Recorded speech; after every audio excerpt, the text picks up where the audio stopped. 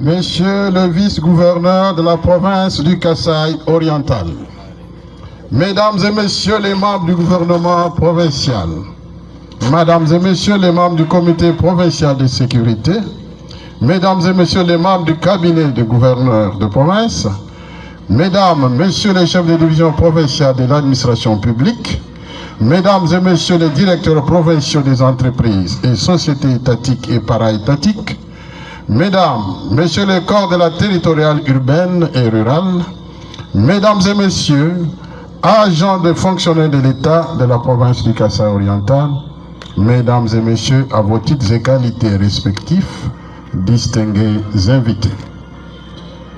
Il y a moins d'une semaine, une année s'est terminée aujourd'hui. En ce début d'année, mes pensées vont tout droit au Dieu Tout-Puissant, lui qui a fait qu'en dépit de tout ce que nous avons connu comme obstacle, nous soyons encore en vie, profitant de sa longanimité pour jouir de ses nombreux bienfaits futurs et de son abondante grâce. En ce premier lundi du premier mois de l'an 2025, je vous souhaite à toutes et à tous mes vœux les meilleurs de santé, de bonheur, de prospérité dans tout ce que vous entreprendrez. Merci. 2025 n'est pas seulement une nouvelle année, mais 2025 est aussi une année d'espoir pour toutes les Est kassaïennes et tous les Est kassaïens. En évoquant l'espoir, mes pensées vont à toutes les tribulations que notre chère province a connues, mais aussi à tous les défis qu'ensemble nous sommes appelés à relever. En mes qualités de numéro 1 de cette province et de père de famille, je ne peux passer sous silence le drame de Tchala qui a entraîné des morts par noyade des élèves du collège Saint-Léon de Bipemba. En mémoire de ces jeunes, comme tant d'autres construits de fleurons de l'avenir de cette province, je vous demande d'observer une minute de silence comme vous êtes là.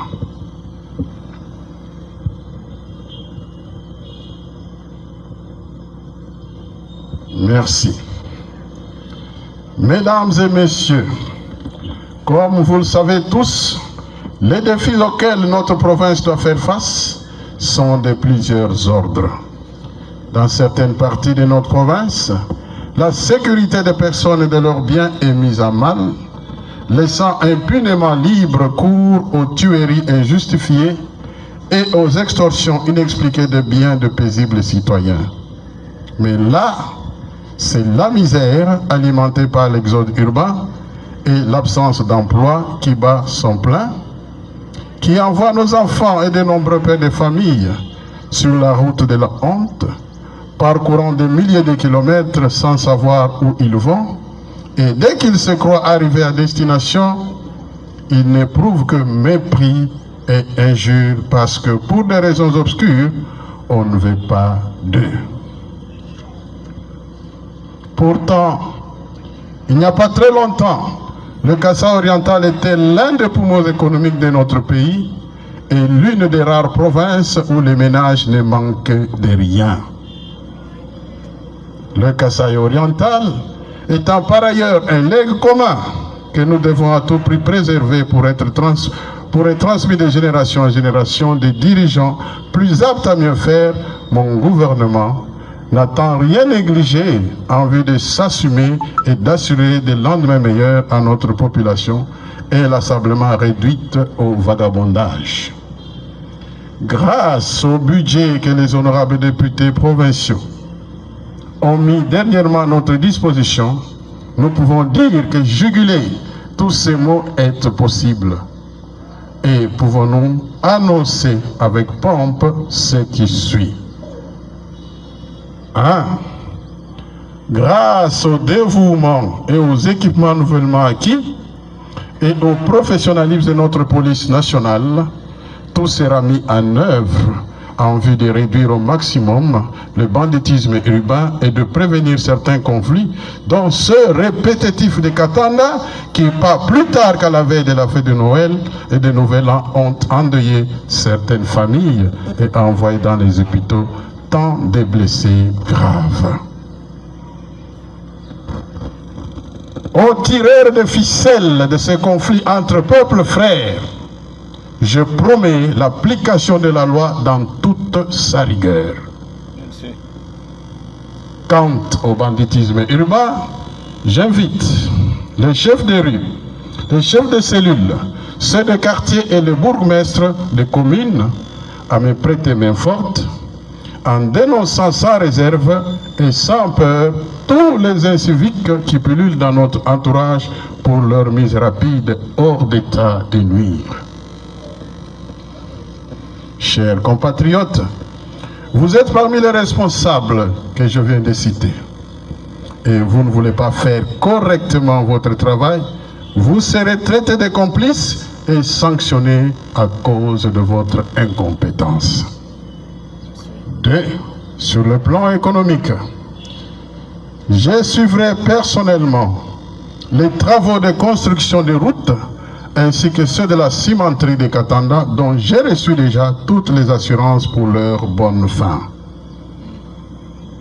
Les entreprises ne pouvant fonctionner sans le courant électrique, je ne ménagerai aucun effort pour attirer les investisseurs pour la construction de nouveaux barrages hydroélectriques et même photovoltaïques dans notre province. Et c'est le cas notamment des barrages hydroélectriques de Tchibassa et de Tobidi 2. Dans cet élan de relance économique réaffirmé de notre province, je ne ménagerai également aucun effort en vue d'amorcer un plaidoyer pour qu'à l'instar de Kinshasa et du Haut-Katanga, il soit implanté une zone économique spéciale au Kasaï oriental. N'écoutez donc pas les vendeurs d'illusions qui, bien que visiblement essoufflés, n'ont plus que pour métier maintenant que d'enfler d'orgueil et de vous accabler des mensonges pour troubler votre quiétude. Pour ma part, cette tempête dans un verre d'eau ne saura aucunement m'émouvoir. Honte à ceux qui murmuraient que l'Amiba n'allait plus jamais se relever. Honte à tous ceux-là qui criaient sur tous les toits que le président de la République, son Excellence Félix Antoine Tshisekedi Tshilombo, avait oublié cette poule aux œufs d'or. L'Amiba est désormais debout. Ne nous en offusquons pas. Même si l'Amiba ne peut pas se redevenir réellement ce qu'elle était, la faute n'incombera sans nul doute qu'à ses dirigeants. Quant au service générateur des recettes, ici plus particulièrement les divisions assiettes, après cette cérémonie, vous avez 2 semaines pour me faire parvenir vos rapports bilan des recettes versées dans les comptes du Trésor public. Les ministères sectoriels sont tenus de s'imprégner de ces rapports qui feront l'un des points à traiter dans nos réunions du Conseil des ministres pour l'exercice 2025. Cela nous permettra de dégager les écarts qui pourront être constatés et proposer à cet effet des actions correctives de fonds pour une gestion orthodoxe des finances publiques. Concernant la province, elle a réussi à stabiliser les prix de maïs sur le marché et je peux porter à votre connaissance que sur fonds propres et dans cette même dynamique, elle a réalisé 100 hectares de champs de maïs à Benampoï et 400 en Kwadi pour cette saison A. Nous estimons qu'au regard de ces efforts, la rupture des stocks de denrées alimentaires de première nécessité, notamment le maïs, sera évitée. 3. Sur le plan politique, en tant que témoin de toutes les turpitudes et de toutes les douleurs que l'actuelle constitution a fait subir à notre pays, je suis heureux de vous annoncer, en âme et conscience, qu'en toute responsabilité, j'ai engagé le Kasaï oriental sur la voie non pas de la révision de la Constitution, mais de son changement de fond en comble. Ce qui permettra à ce pays devenu la proie facile de tous les prédateurs de tourner la page de l'exploitation sans contrepartie des richesses pour assurer à ses citoyens un avenir meilleur. Au sujet des conseillers communaux, j'annonce en me répétant qu'ils prendront leurs fonctions lorsque le processus électoral mené mettra en fonction les lois recommandées et la mise en place des résultats des élections de bourgmestre et de maires, car jusqu'à ce jour, ces derniers sont régis par l'ordonnance présidentielle. Ici, la patience à leurs revendications d'ordre social doit être retenue. 4. Sur le plan socio-culturel, grâce au PDL 145 territoires, la gratuité de l'enseignement de base, de même que la couverture santé universelle, sont assurées dans notre province. Sans ce programme, des écoles primaires modernes et des hôpitaux de qualité que nous avons vus jaillir de la terre n'auraient pas été construits. À vous, administrateurs de territoire, le président de la République, chef de l'État, son Excellence Félix-Antoine Tshisekedi Tshilombo et le gouvernement de la République vous ont doté des moyens de mobilité.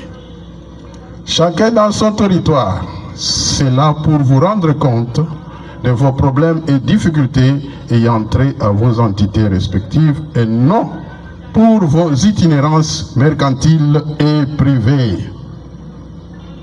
Et le ministre provincial de l'Intérieur et de la Sécurité est instruit à ce sujet de jeter un regard sur le mode de gestion de ces engins. En outre, j'ai pris la résolution d'entamer les jours qui viennent mon programme d'itinérance à travers les 5 territoires de ma province en vue de me rendre compte de toutes les réalités sociales et surtout voir l'état d'avancement de tous les travaux du PDL 145 territoires initiés par le chef de l'État. Je poursuivrai mon itinérance dans les communes et dans les divisions provinciales pour palper du doigt les problèmes et difficultés de chaque entité. Et ce programme sera clôturé par une rencontre de la bipartite avec la province sœur du Kasaï central au lac Monkamba. Mesdames et messieurs, distingués invités, c'est sur cette note heureuse que bien que n'ayant pas tout ramassé, je termine mon propos de ce jour et je vous remercie.